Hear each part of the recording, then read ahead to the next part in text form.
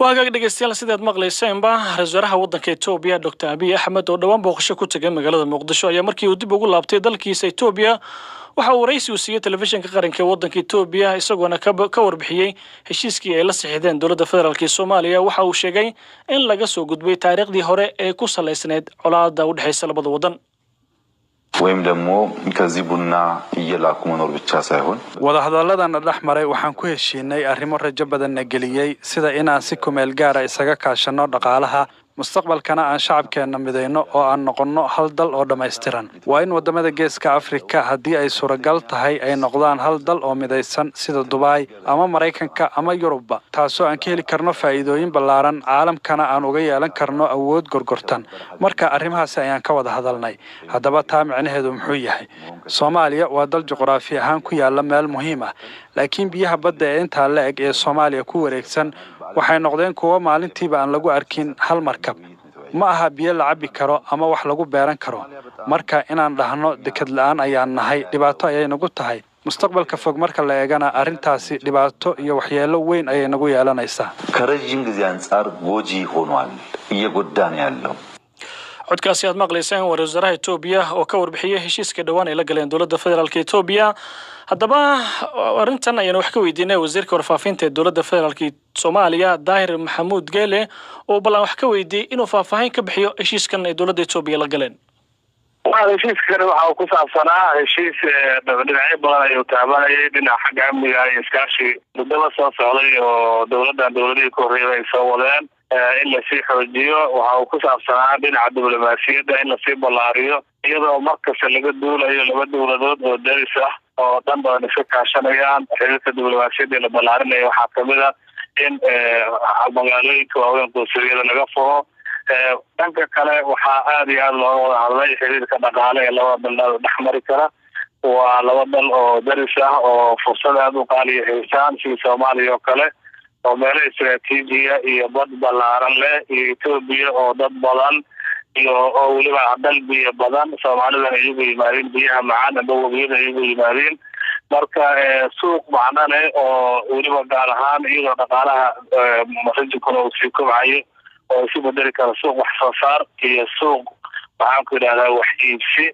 u baahan dekado u baahan iskaashi u baahan isdhexmar arrimaha ayaa laga wada hadlay wasiir raysaraha Ethiopia markii uu dib ugu laabtay dalkiisa waxa uu sheegay in ayaga iyo dawladda federaalka Soomaaliya ay ku heshiiyeen in labada wadan la mideeyo oo hal dal oo mideysan laga soo saaro marka arintaasi maxaa ka jira waxaan ku sheegi karaa anaga waxaan ka wada hadalnay oo ku soo baxay bayaankii ugu dambeeyay inuu ahaa laba dal oo daris ah oo kala madax banaan inay wada hadleen in laga wada hadlay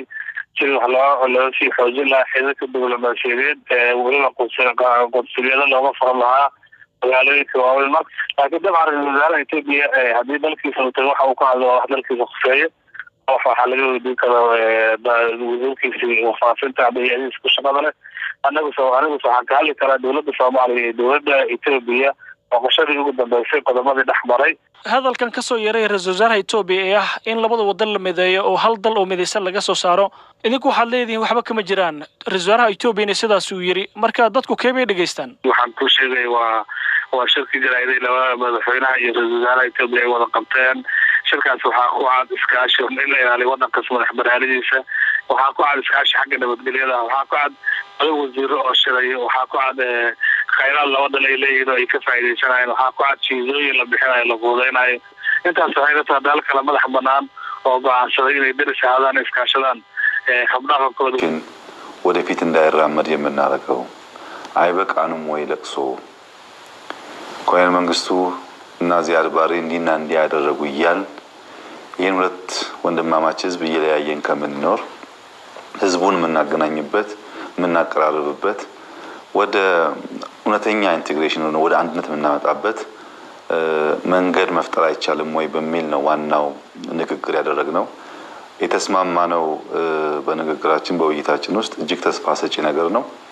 ለጊዜው በቅርቡ ሙሉ በሙሉ ኢኮኖሚክ ኢንቴግሬሽን እንድናካሂድ ከረጅም ጊዜ አንፃር ህዝቡን ያዋሃደን ወደ